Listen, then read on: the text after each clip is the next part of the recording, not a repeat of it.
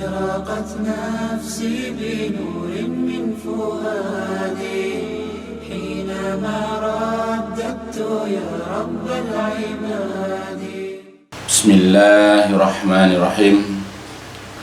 إن الحمد لله نحمده ونستعينه ونستغفره ونعوذ بالله من شرور أنفسنا ومن سيئات أعمالنا. من يهده الله فلا مضل له ومن يضلل فلا هادي له.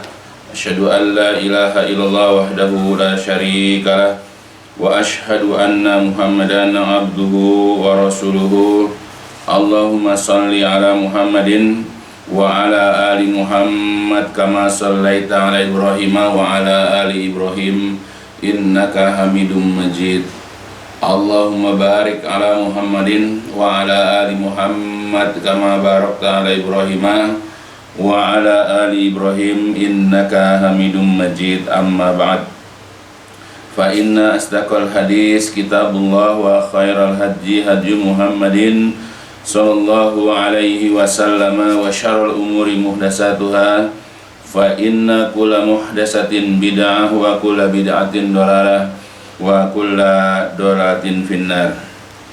Alhamdulillah kita masih bisa melanjutkan kajian tentang kitab Manhaj atau Minhaj Al-Firqah An-Najiyah susunan Syekh Muhammad bin Jamil Zainu rahimahullah, di mana kitab ini merupakan pelajaran dasar tentang akidah ya Ahlus Sunnah wal Jamaah, merupakan pengajaran yang sangat penting ya, karena sebagai pondasi bagi firqah an-najiyah, bagi golongan yang selamat.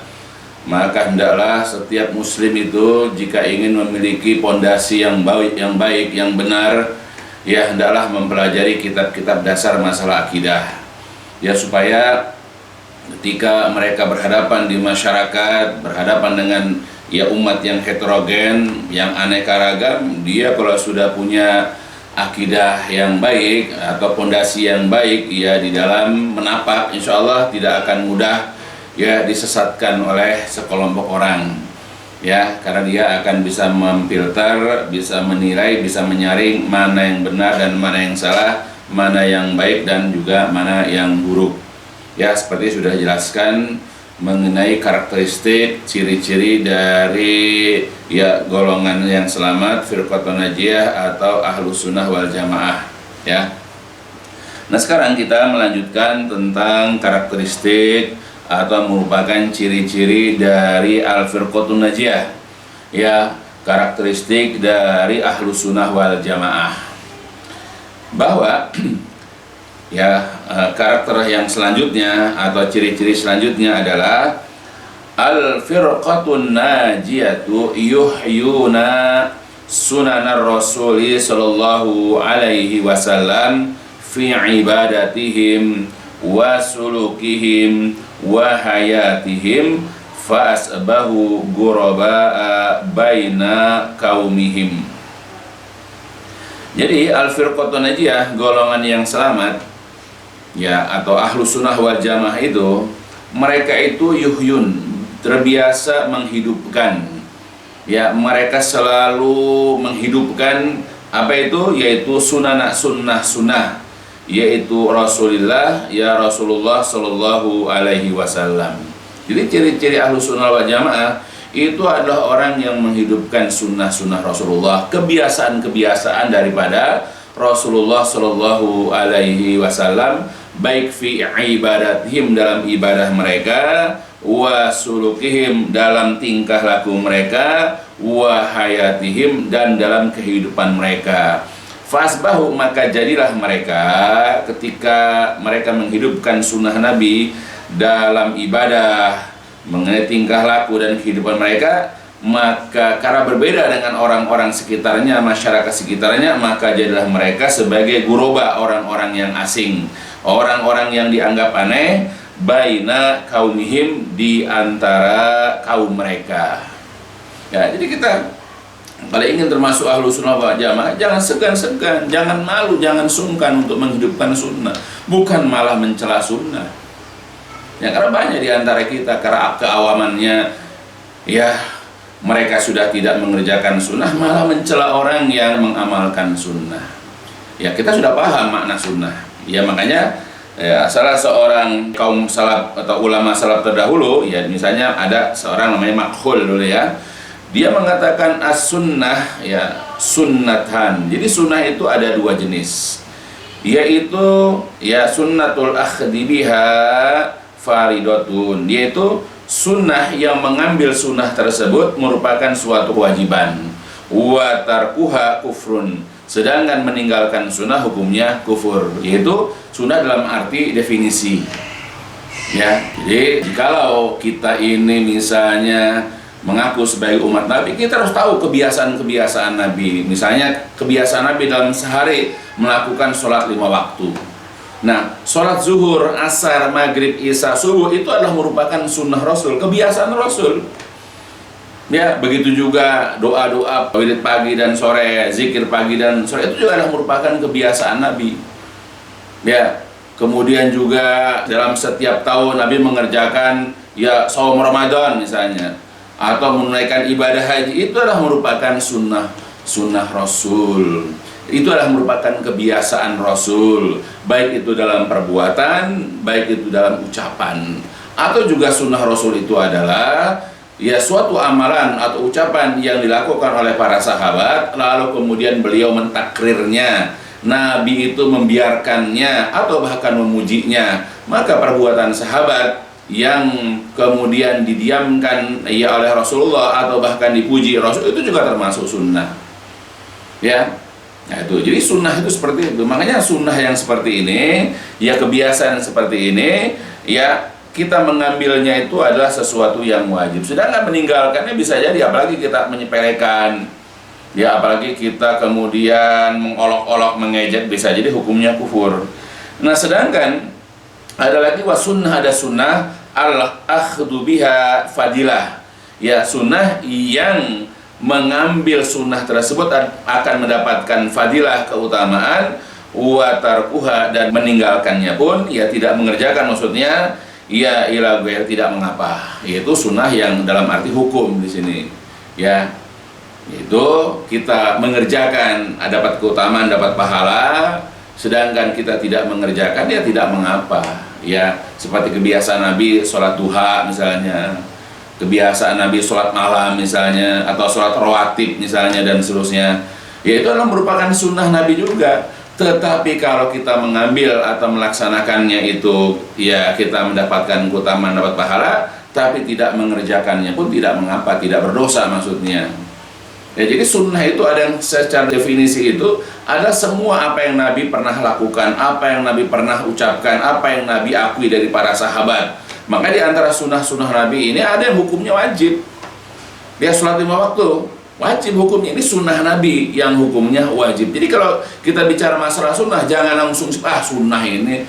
Tidak, karena sunnah Nabi itu adalah kebiasaan. Kalau dari sisi definisi, kalau menurut penjelasan dari Makhul di sini, bahwa ya sunnah Nabi itu dalam arti kebiasaan. Ya, makanya sholat 5 waktu, puasa Ramadan, membayar zakat, dan masih banyak lagi yang lain, menunaikan ibadah haji, itu adalah merupakan kebiasaan atau sunnah Rasul juga. Ya, tetapi diancam oleh Rasulullah, diancam oleh Allah bagi orang yang meninggalkannya. Diancam dengan kekufuran, diancam dengan azab, diancam dengan kemurkaan, dan seterusnya. Maka ini adalah sunnah Nabi yang hukumnya wajib. Sedangkan ada sunnah Nabi lagi, ya, artinya kebiasaan Nabi lagi, ya melakukan amalan ini, melakukan amalan itu, tetapi di dalam keterangan di situ orang yang melakukannya akan mendapatkan ini itu, misalnya akan mendapatkan pahala, ia akan masuk ke dalam surga, nanti akan diberikan rumah di dalam surga dan seterusnya. Tapi bagi yang tidak mengerjakannya, tidak diancam dengan dosa, tidak diancam dengan neraka. Maka ini adalah sunnah Nabi yang hukumnya adalah sunnah. Jadi kalau andai kata kalau kita bicara masalah sunnah, kita jangan kemudian mengatakan itu adalah hukum, karena bisa jadi sunnah di sini maknanya definisi. Misalnya, ya banyak orang ya sekarang apalagi ya banyak kita jumpai ya karena keawamannya. Jadi kalau bicara masalah sunnah Nabi, misalnya Nabi memelihara jenggot misalnya, itu sunnah Nabi, amalan Nabi. Ya dalam sisi apa? Dalam sisi syama'ilnya, ya.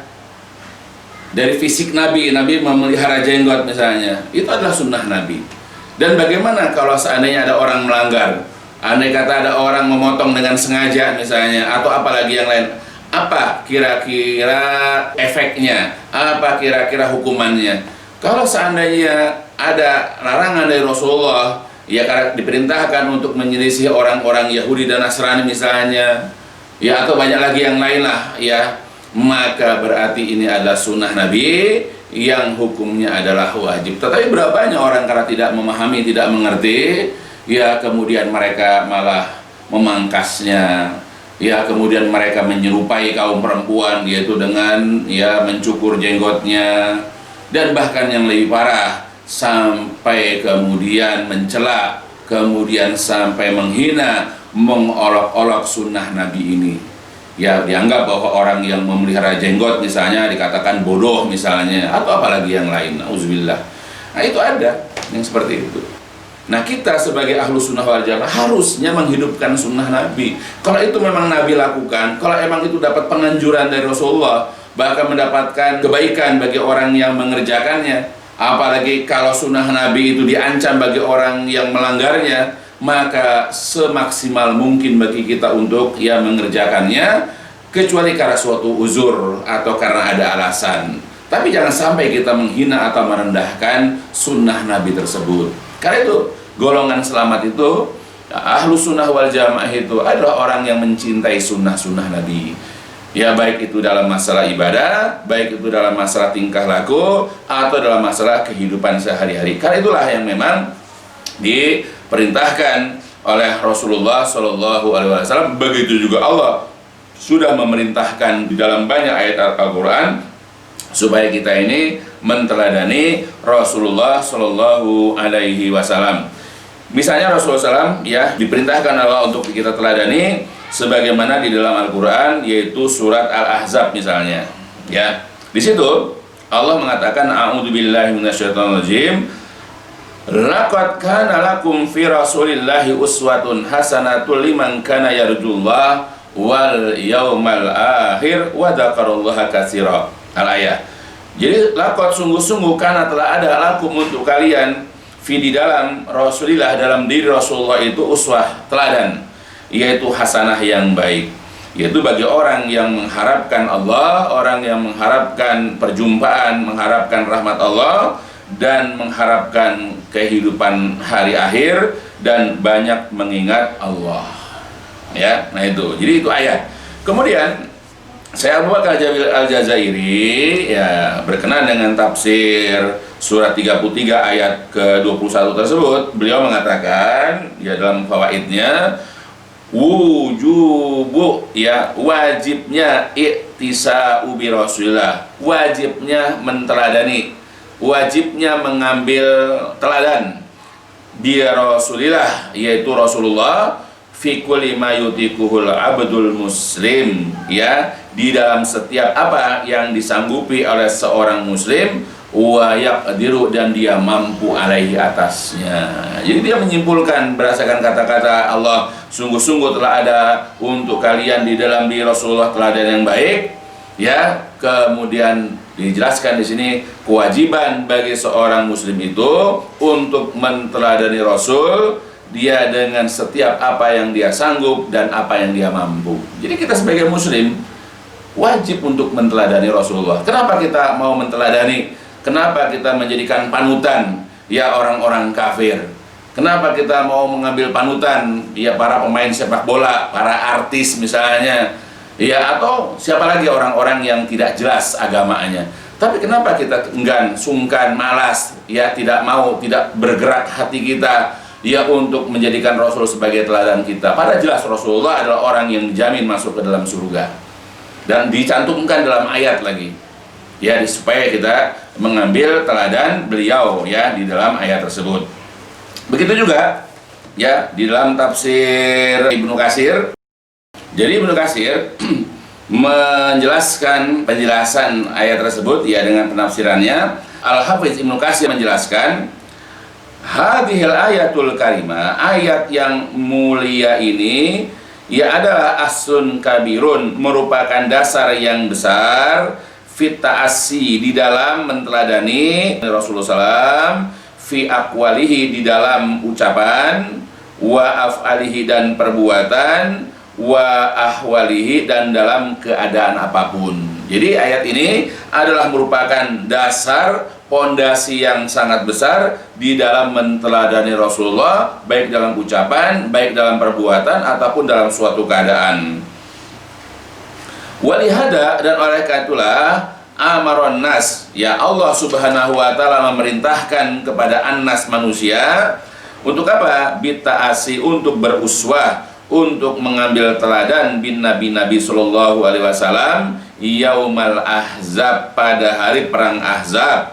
Dalam hal apa? Fi sobrihi, dalam kesabarannya, kemudian wa musawaratihi, dalam tetap dalam kesabarannya, kemudian wa murabatotihi, dan juga dalam kesiapan ya beliau menghadapi peperangan, wa mujahadatihi, dan kemudian dalam kesungguhannya, wantizorihi al-farjami robih, dan juga dalam penantian ya atau menunggunya beliau akan pertolongan dari Rabbnya Azza wa Jalla, dari Allah Azza wa Jalla. Dah, sholawatullah wassalamu alaihi, Rasulullah sallallahu alaihi wasallam daiman, ya selalu, ila, sampai ya yaumidin, sampai hari pembalasan, ya semoga ya salawat dan salam Allah dilimpahkan kepada beliau sehingga sampai hari pembalasan. Walihada qala ta'ala lilladzina taqallaku wa tadajjaru wa tazalzalu wa tarabu fi amrihim. Oleh karena itulah ya Allah berfirman kepada orang-orang yang rapuh, jenuh, kemudian berguncang dan bimbang terhadap perintahnya ketika perang Ahzab, ya, dengan kalimat ya laqad kana lakum fi rasulillahi uswatun hasanah, sungguh telah ada ya pada diri Rasul itu teladan atau suri teladan yang baik bagi kalian. Dan maka sebab itu ya hal laqtadaitum bihi wa ta'aisaitum bi syama'ilihi, maka tidakkah kalian mengambil keteladanan dan panutan dari kepribadiannya, ya. Jadi orang-orang yang dahulu ya mereka jenuh dalam peperangan, ya mereka juga adalah orang yang ya berguncang, rapuh ini segala macam, ya karena ya dalam perang tersebut ya berat sekali dalam perang Ahzab itu, ya. Dan ketika mereka udah mulai jenuh, berguncang keimanannya, bimbang dengan kejadian itu, ya kemudian Allah mengingatkan dengan kalimat laqad kana lakum fi rasulillahi uswatun hasanah, sungguh-sungguh telah ada di dalam Rasul itu teladan yang baik. Dalam hal apa teladannya? Yaitu beliau sabar, ya walaupun ya mengalami kesulitan dalam perang Ahzab, wa kemudian juga wa musabaratuhu, begitu juga ya sabar dalam apanya? Dalam tetap kesabarannya, wa musabaratuhu, ya wa murabatihi, dan juga tetap kesiapan beliau, wa murabatotihi, kemudian juga dan kesungguhan beliau, serta beliau menunggu pertolongan, menunggu bantuan dari Allah ya dalam perang Ahzab itu dan seterusnya. Nah itu contoh, ya itu dalam kondisi seperti itu, apalagi dalam sehari-hari yang kita tidak mengalami keguncangan, yang kita tidak mengalami penderitaan, yang kita tidak memiliki atau tidak mengalami kegalauan, kita harus lebih lagi. Kalau seandainya kita dalam peperangan yang ya dalam bayangan kita nggak mungkin saat itu menang karena orang kafir lebih banyak misalnya, ya karena orang-orang kafir saat itu mereka itu bersekutu, ya itu saja kita harus mencontoh Rasulullah dalam hal kesabaran, ya dalam hal penantian pertolongan Allah Subhanahu wa ta'ala. Nah apalagi dalam kehidupan sehari-hari yang tidak sampai seperti itu, maka sebagai seorang muslim maka lebih pantas, lebih layak senantiasa menteladani, mencontoh Rasulullah dalam kehidupan sehari-hari. Nah itu yang harus dimiliki ya oleh setiap muslim, ya karena tidak semua muslim berkeinginan kuat untuk menteladani, untuk mencontoh Rasulullah Shallallahu Alaihi Wasallam. Ya kemudian juga ya tadi dikatakan mencontoh Rasul dalam ibadah. Ya contohlah misalnya dalam ibadah sholat, kita berkewajiban untuk mencontoh Rasul. Ya seperti di dalam hadis pun Rasulullah pernah mengatakan, "Shallu kama ra'aitumuni usolli." Salatlah kalian sebagaimana ya kalian melihat aku salat. Jadi kita disuruh oleh Rasulullah untuk menteladani salat. Dulu para sahabat diperintahkan salat ya seperti mereka melihat Rasulullah. Nah, sekarang kita tidak bisa melihat. Ya, artinya kita bisa melihat Rasul adalah sebagaimana penggambaran para sahabat. Di mana? Yaitu di dalam hadis-hadis. Begitu juga dalam sebuah riwayat, ya Rasul juga pernah mengatakan dari Sahal bin Sa'ad As-Sa'idi, kata Nabi, "Ayuhan nas, innama sona'tu hada li ta'tammu bi wa li ta'allamu sholati." Jadi Rasulullah pernah sholat di atas mimbar.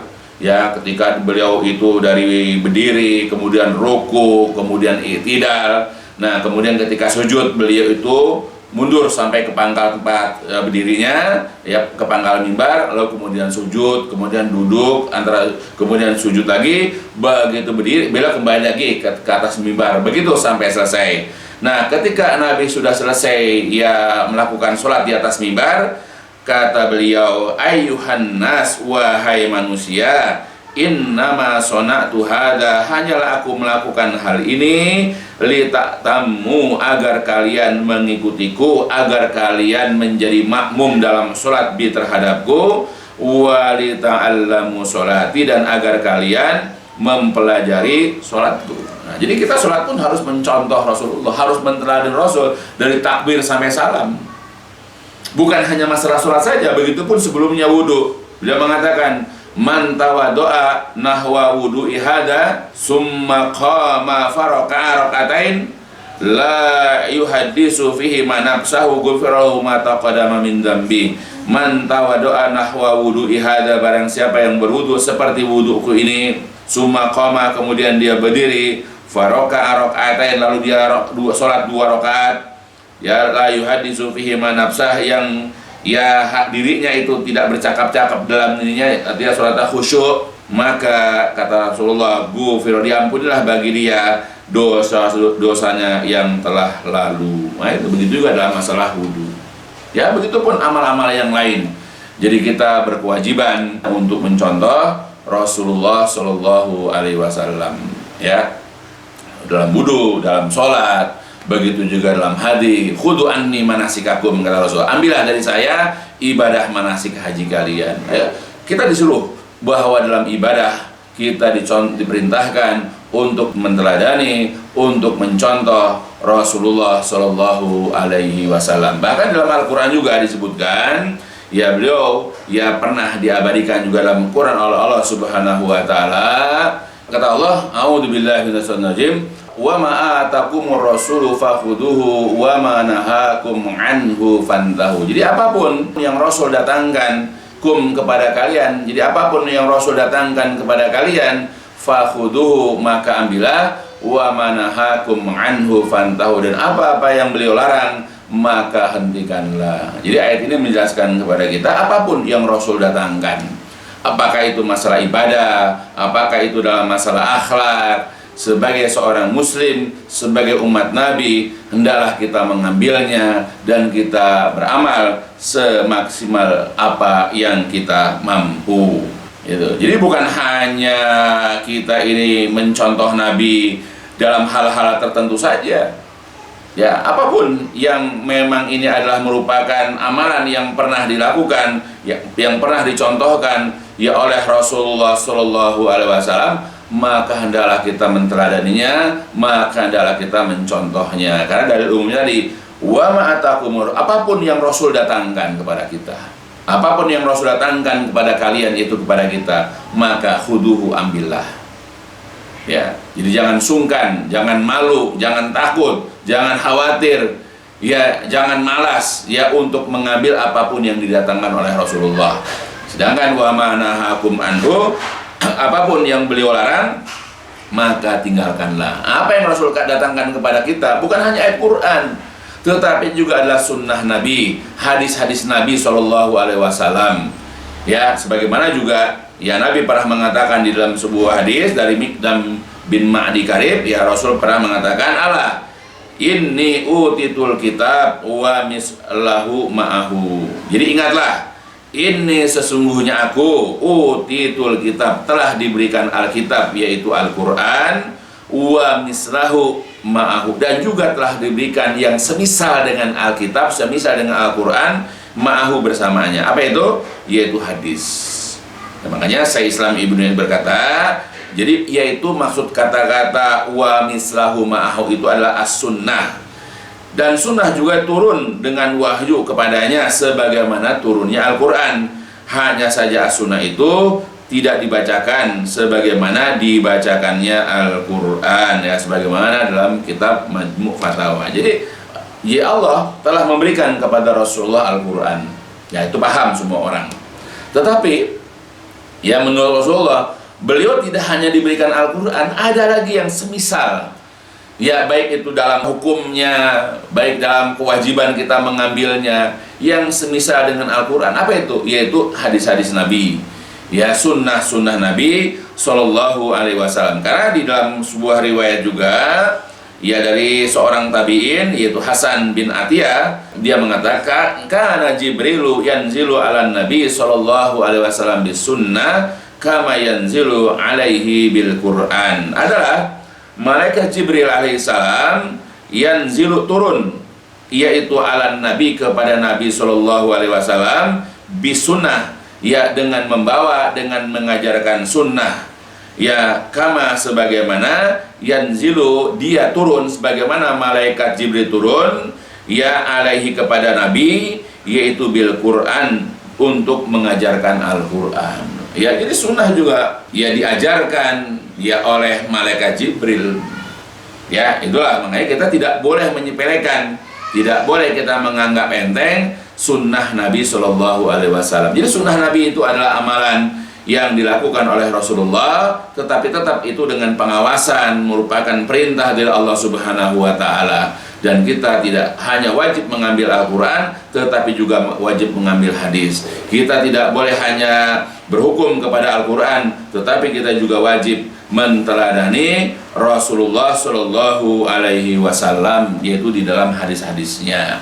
Bahkan kalau andai kata ada orang tidak suka dengan sunnah Nabi, andai kata ada orang-orang yang tidak, katakanlah, cinta, bahkan dia benci kepada sunnah Nabi, dari sekian banyak sunnah Nabi, ya, maka dia bukan termasuk umat Nabi. Karena dalil umumnya adalah beliau pernah mengatakan faman ragiba an sunnati falaisa minni. Jadi barang siapa yang benci, barang siapa yang tidak suka, yaitu an sunnati, terhadap sunnahku, falaisa minni, dia bukan termasuk dari golonganku. Jadi bukan umat Nabi, dia bukan termasuk ahlu sunnah wal jamaah, dia bukan termasuk ya firqatun najiyah atau golongan selamat, karena dia tidak suka. Jadi kalau memang dia belum mampu untuk melakukan, jangan benci, bahkan malah membenci orangnya, dikata-katain yang tidak benar, dianggap aliran sesat, dianggap kelompok ini kelompok itu, ya, dan seterusnya. Ya, biasanya orang-orang yang begini karena sudah termakan racun daripada orang-orang liberal, ya, telah termakan racun ya oleh orang-orang yang berpemahaman ya Islam Nusantara misalnya, atau juga dari orang-orang kafir, ya orang-orang Yahudi. Mereka menimbulkan fitnah-fitnah, seakan mengikuti sunnah Nabi itu adalah suatu aib, mengikuti sunnah Nabi itu adalah merupakan bentuk kesalahan besar. Tidak, kita mencontoh sunnah Rasul itu ada dalilnya. Kita mengikuti sunnah Nabi, mencintai sunnah Nabi itu sangat diperintahkan oleh Allah dan juga oleh Rasulullah Shallallahu Alaihi Wasallam. Kalau kita tidak mampu atau belum mampu untuk mengerjakan sunnah Nabi, jangan benci sunnah, jangan benci orang-orang yang sudah mampu melakukan ya atau menteladani sunnah Nabi Shallallahu Alaihi Wasallam. Karena kita wajib ya untuk mengikuti sunnah Nabi dengan apa yang kita mampu.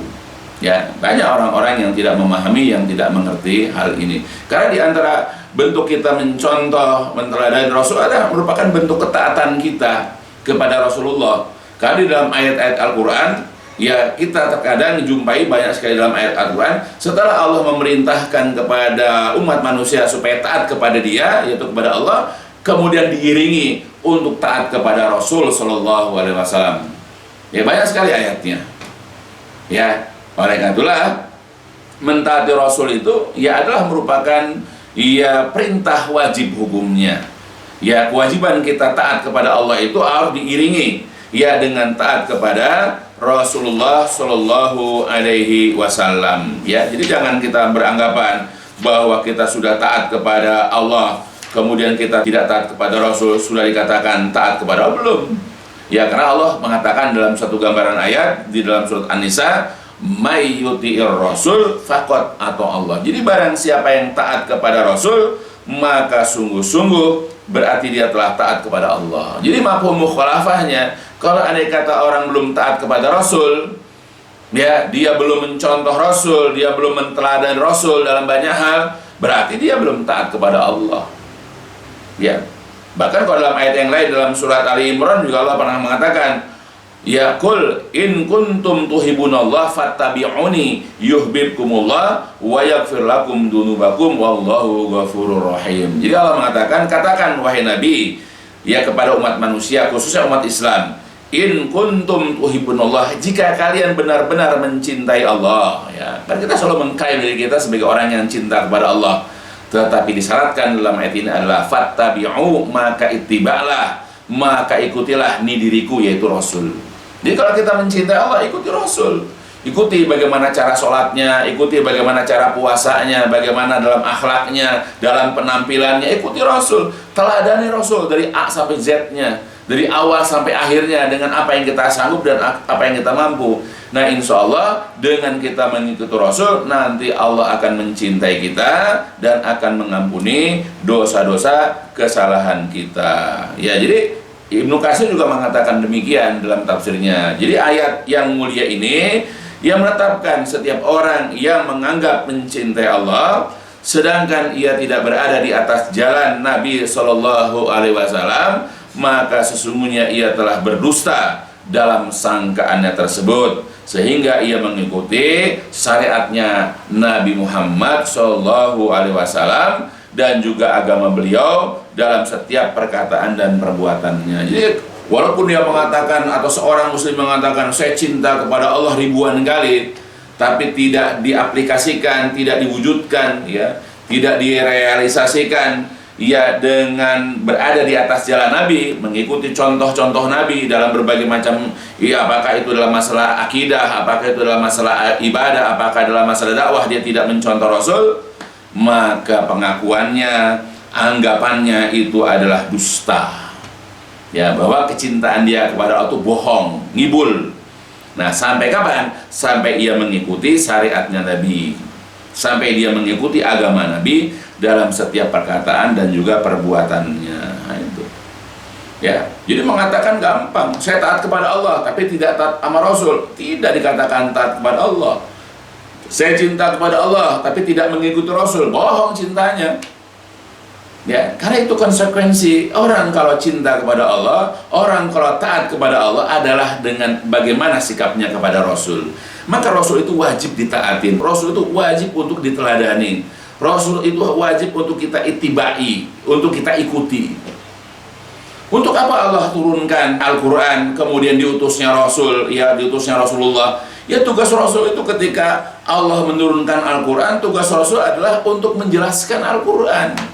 Nggak mungkin Al-Quran turun prak begitu kalau tidak dicontohkan oleh Rasulullah. Ya kan, Al-Quran juga sudah mengatakan, ya Allah mengatakan, a'udzubillahi minasyaitonirrajim, wa anzalna ilaika dzikra litubayyina linnas ma nuzila ilaihim wa la'allahum yatafakkarun. Dan kami telah menurunkan Al-Quran kepada engkau wahai Nabi, untuk apa? Litubayyina, agar engkau menjelaskan, agar engkau menerangkan kepada manusia apa saja yang diturunkan kepada mereka, dan supaya mereka berpikir. Dia tugas Rasul adalah untuk menjelaskan apa yang Allah turunkan, yaitu Al-Quran. Nah, kita dapat jumpai di mana penjelasan Rasul? Ya, tentu kita jumpai di dalam hadis. Jadi ketika Allah mengatakan aqimus shalah, misalnya tegakkan sholat, nah, itu perintah Allah. Dan di mana kita dapat melihat penjelasan Rasul tata cara sholat dari takbir sampai salam, yaitu dalam hadis-hadis. Nah, itulah pentingnya kita mempelajari hadis. Nah, kalau kita sudah jumpai hadisnya, bagaimana cara takbirnya beliau, bagaimana cara menghadap kiblatnya beliau, begitu seterusnya sampai kepada salamnya, maka kemudian kita teladani bagaimana cara sholat beliau dari awal sampai akhirnya. Ya, tidak boleh kita ini menyalahi, tidak boleh kita ini, ya, tidak, katakanlah, mencontoh beliau.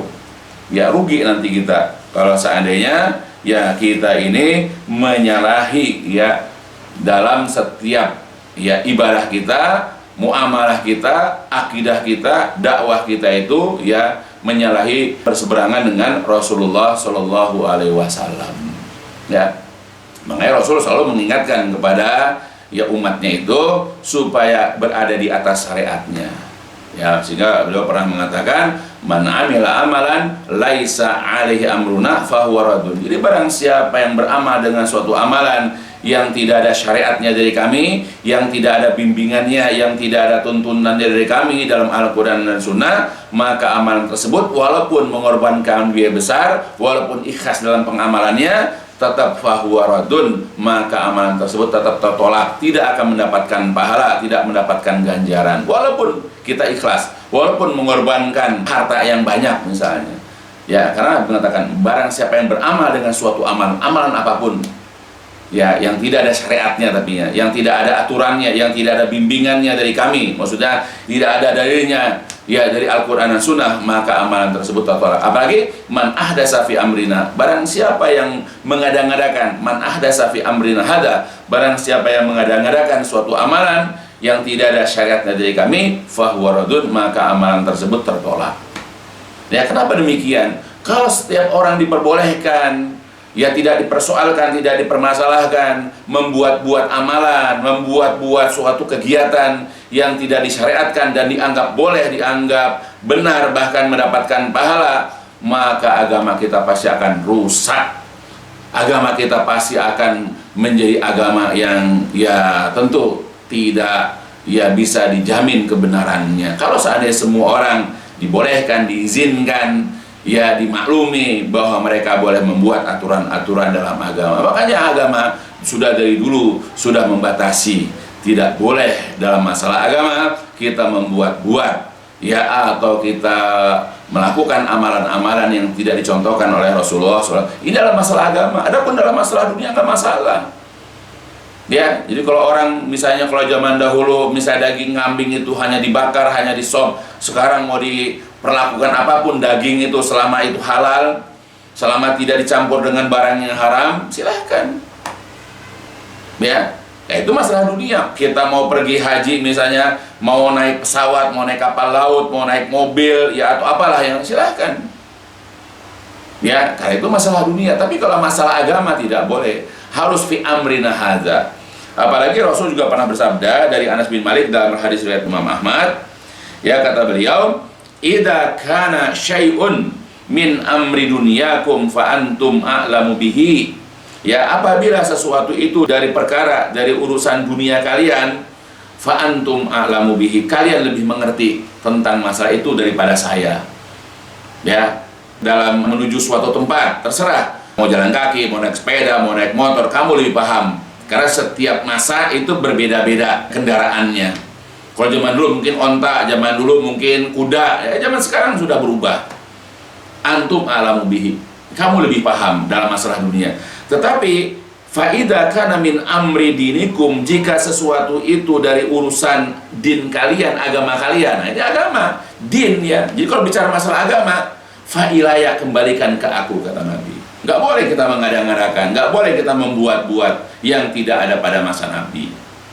Jadi kita harus bedakan, ya. Jadi kita jangan dalam masalah agama ini kita kemudian sok pandai, kita sok pintar, membuat-buat baca-bacaan, doa-doa, aturan ini, aturan itu. Ya, yang sudah datang dari Nabi aja kita tidak sanggup mengamalkan seluruhnya. Apalagi kemudian kita buat-buat yang baru, kita mengada-ngadakan yang baru, apalagi itu. Ya, ya cobalah belajar melapangkan hati, belajar kita tunduk kepada Allah, kepada Rasul. Jadi apa yang sudah dibawa kepada kita dari Allah Al-Quran dan juga apa yang sudah dicontohkan oleh Rasulullah, maka kita ambil, ya kita amalkan semampu apa yang kita mampu untuk mengamalkannya. Ya, banyaklah dari seperti itu di dalam Al-Quran maupun hadis Nabi Shallallahu Alaihi Wasallam. Jadi artinya kita kembali kepada pelajaran bahwa firqatun najiyah atau ahlu sunnah wal jamaah itu adalah orang-orang yang sangat mencintai sunnah Rasul, sangat suka kepada sunnah Rasul. sehingga mereka berusaha untuk menghidupkan sunnah itu dalam kehidupan mereka sehari-hari, baik itu ketika mereka bangun tidur, baik itu ketika mereka melangkahkan kaki ke kamar mandi, ya untuk mandi, untuk berwudu, kemudian sholat ke masjid berjamaah, terus kemudian apalah misalnya memakai baju, ya melepaskan baju, kemudian makan, minum, kemudian juga melakukan ibadah-ibadah yang sifatnya khusus seperti sholat, atau melakukan puasa, atau apapun amal-amal, maka mereka berusaha semaksimal mungkin untuk meneladani, untuk mencontoh Rasulullah Shallallahu Alaihi Wasallam. Nah itu, ya belajarlah untuk seperti itu, dan jangan sekali-kali membenci sunnah Rasul. Ya belajar kita untuk berusaha mencontoh, meneladani, mengikuti apa yang dahulu Rasulullah Shallallahu Alaihi Wasallam ya melakukannya. Ya, apalagi kita tahulah bahwa akhlaknya Nabi itu adalah merupakan cerminan, gambaran daripada Al-Quran. Ya, jadi gak mungkinlah perbuatan Nabi, akhlak Nabi itu menyelisih Al-Quran. Jadi walaupun itu tidak di Quran, apa yang Nabi lakukan itu pasti tidak akan menyelisih. Ya, sehingga dulu ya Aisyah radhiyallahu anha Israeli mengatakan, fa inna khuluqan nabiyillah kanal Quran. Jadi sesungguhnya akhlaknya Nabi itu adalah Al-Quran. Jadi merupakan cerminan daripada Al-Quran. Makanya semua amalan Nabi dari bangun tidur sampai tidurnya kembali itu tidak menyalahi Al-Quran. Makanya kita juga mencontoh Rasul dalam setiap keadaan. Nggak mungkin juga penampilan Rasul dari cara berpakaian, memelihara jenggot, ya memotong kuku atau apapun itu tidak akan mungkin menyelisih Al-Quran. Maka seandainya ada orang katanya cinta kepada Al-Quran tapi dia tidak tahu sunnah Nabi, ya maka bohong cintanya kepada Al-Quran. Ya, maka kita kalau mencintai Al-Quran, kita mempelajari isi kandungan Al-Quran, kita belajar tafsir Al-Quran, tidak cukup, tetapi kita juga mempelajari hadis-hadis Nabi. Karena makanya kita kalau hendak menafsirkan Al-Quran itu adalah dengan ya hadis-hadis Nabi. Tidak bisa kita pisahkan. Mempelajari Al-Quran ya tanpa hadis itu nggak mungkin. Nanti menjadi ya orang yang anti Al-Quran nanti. Nah itu.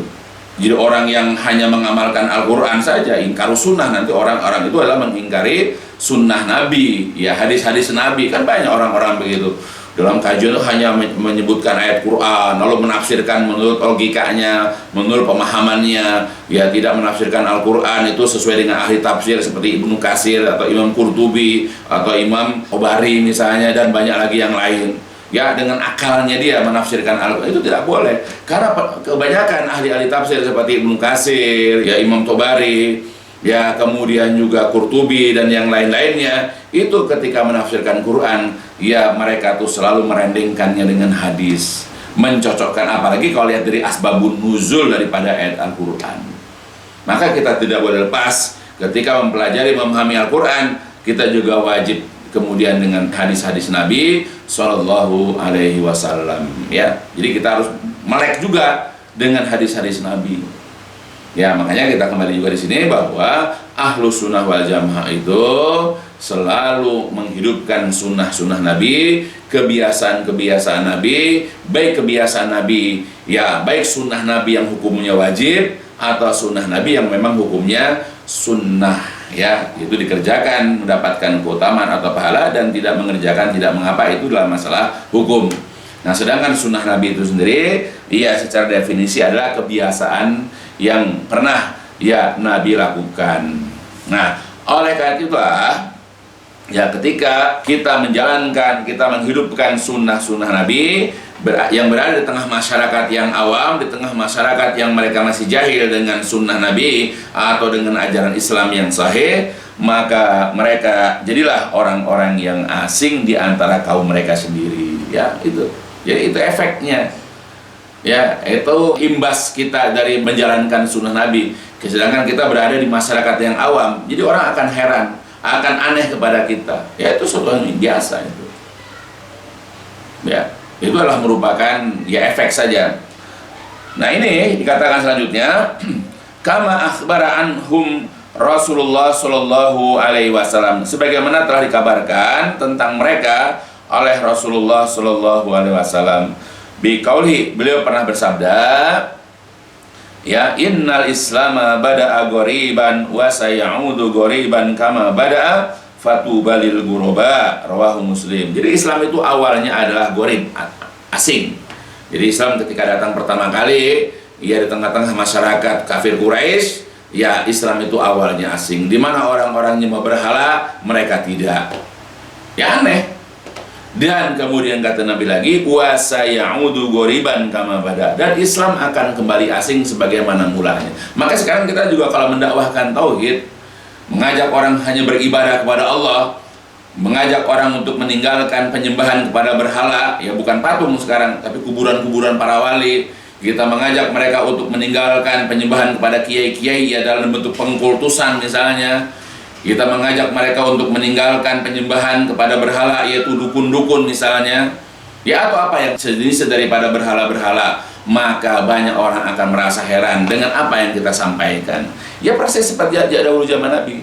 Jadi Islam itu awalnya asing dan akan kembali itu maksudnya setelah beberapa tahun Rasul wafat segala macam, lalu kita kembali mendakwahkan akidah, mendakwahkan keimanan, mendakwahkan tauhid, maka Islam itu akan kembali asing. Ya banyak kaum muslimin sendiri yang merasa aneh dengan ajaran Islam.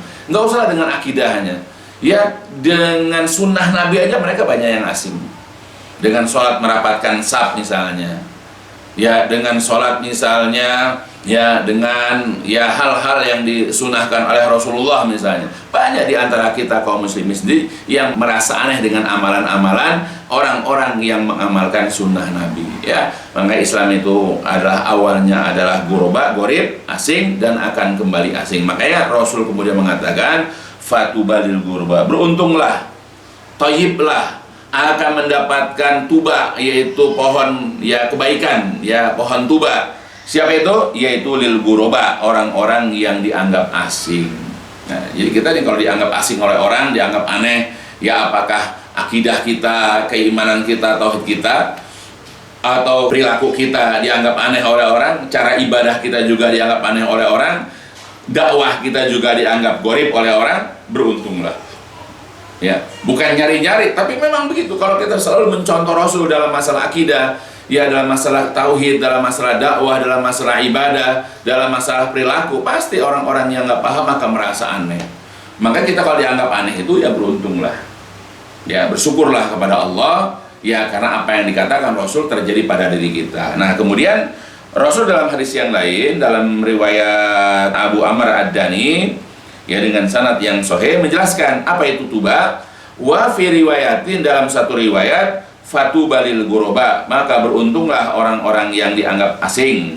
Siapa itu? Alladzina yaslihuna idza fasada nas, yaitu orang-orang yang soleh, orang-orang yang berbuat soleh, yang beramal soleh, idza ketika fasada nas, ketika orang-orang sudah rusak akidahnya, rusak akhlaknya, rusak ibadahnya. Yaitu orang-orang yang dikatakan ya orang yang gharib. Jadi kalau kita berada di tengah masyarakat yang akidahnya sudah rusak dan kita berusaha untuk baik dalam berakidah, ya di tengah masyarakat yang dakwahnya sudah mulai ya tujuannya ya terkenal, tujuannya ini makanya dakwahnya serampangan, yang penting orang suka. Nah sedangkan kita dakwah fokus kepada masalah akidah misalnya, memperbaiki akidah dan ibadah juga mengikuti sunnah Nabi. Ya, jadi ketika kita melakukan dakwah seperti itu dan di tengah-tengah dai-dai yang dakwahnya seperti itu yang tidak baik misalnya, maka beruntunglah. Ya, karena dikatakan siapakah yang dikatakan ghuraba, yaitu orang-orang yang yaslihun, yang soleh, ketika manusia itu sedang rusak. Ya, tadi rusak akidahnya, rusak ibadahnya, rusak dakwahnya, ya rusak dalam masalah akhlaknya dan banyak lagi yang lain.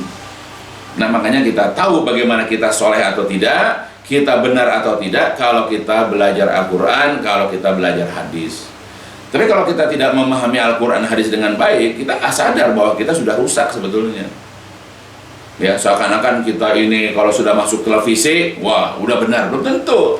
Ya sebab boleh jadi niat kita sudah rusak dan cara penyampaian kita juga ada rusak. Ya jadi kita tahu rusak atau tidaknya itu kalau memahami Al-Quran dan Sunnah. Orang yang tidak memiliki pengikut dalam dakwah misalnya, ya hanya 10, hanya 20 orang, bahkan terkadang cuma 5 orang.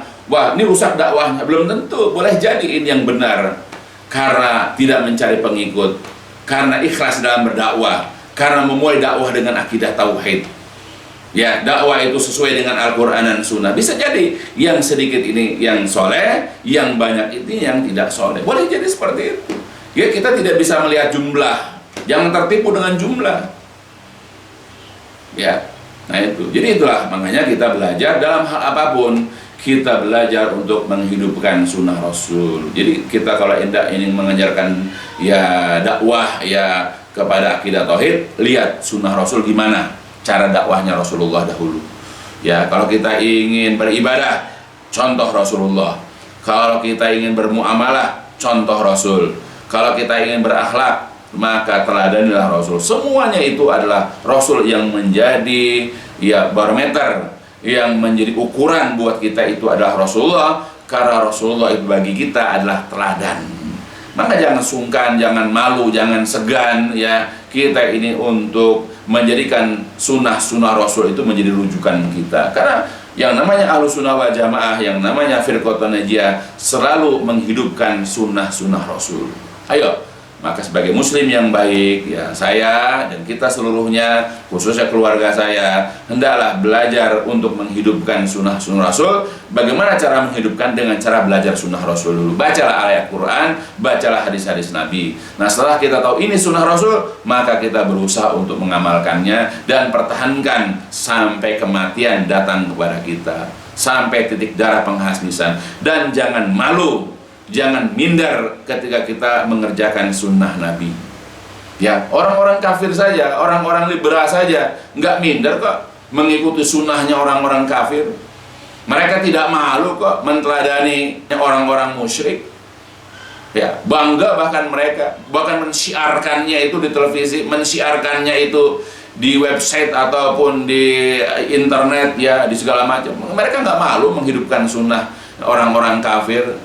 Ya, baik itu dalam masalah akidah mereka, nggak malu mereka. Bahkan dalam debat mereka terang-terangan membela orang-orang kafir, dan mereka nggak masalah. Kenapa kita menghidupkan sunnah Nabi itu harus ya minder, harus malu? Ya udah, ini adalah kebanggaan buat kita. Ini warna kita, sibugohnya Allah tuh ini buat kita. Ya, jangan malu untuk menunjukkan warna putih, putih, hijau, hijau, hitam, hitam. Jangan malu. Kalau kata Allah ini udah itu diambil. Nah itu ya, inilah ya Firqatun Najiyah itu seperti itu. Ahlussunnah wal Jamaah itu seperti itu. Ya, makanya kita kalau ingin tahu sunnah-sunnahnya Nabi, ya belajarlah Al-Quran, belajar hadis. Ya, tidak mungkin orang bisa mengenal sunnah Nabi kalau dia tidak duduk dalam kajian-kajian, kalau dia tidak duduk di majelis-majelis di mana ustadznya itu mengajarkan kepada ya orang-orang yang belajar di situ Al-Quran dan hadis-hadis Nabi yang sahih sesuai dengan pemahaman ya kaum salaf terdahulu. Ya, mudah-mudahan apa yang dijelaskan di sini membuka mata hati kita ya untuk belajar, ya memahami, untuk belajar tahu, untuk menerima masukan ya akan pentingnya kita ya dalam memahami, mengamalkan, menteladani sunnah-sunnah Nabi Muhammad Sallallahu Alaihi Wasallam dari ya kehidupan kita sehari-hari, dari bangun tidur sampai tidur kembali, dan kita wajib menjaganya sampai akhir hayat hidup kita insyaallah. Ya, mudah-mudahan ya kita bisa istiqomah ya di dalam mempelajari, dalam mengamalkan dan dalam mendakwahkan sunnah-sunnah Nabi sampai kematian menjemput kita insyaallah. Ya, mudah-mudahan ini memberikan faedah untukku, keluargaku, dan untuk seluruh daripada kaum muslimin. Ya, mudah-mudahan insyaallah. Dan ditutup ya dengan walhamdulillahirabbil alamin, subhanakallahumma wa bihamdika asyhadu an la ilaha illa anta astaghfiruka wa atubu ilaik. لسوف أعود يا أمي أقبل رأسك